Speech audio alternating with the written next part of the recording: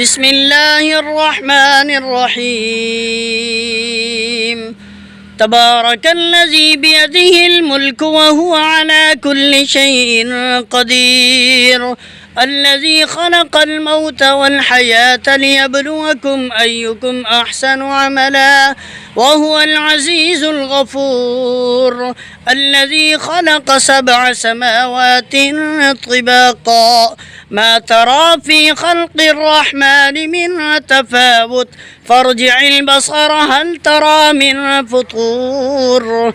ثم ارجع البصر كرتين ينقلب إليك البصر خاسئا وهو حسير ولقد زينا السماء الدنيا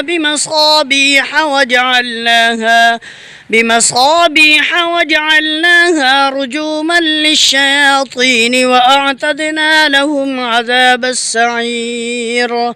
وللذين كفروا بربهم عذاب جهنم وبئس المصير إذا ألقوا فيها سمعوا لها شهيقا وهي تفور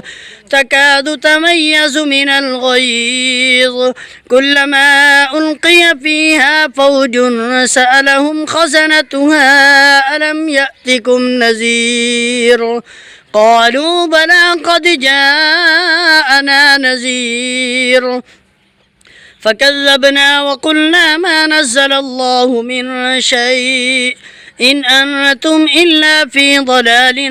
كبير وقالوا لو كنا نسمع أو نعقل ما كنا في أصحاب السعير فاعترفوا بذنبهم فسحقا لأصحاب السعير إن الذين يخشون ربهم بالغيب لهم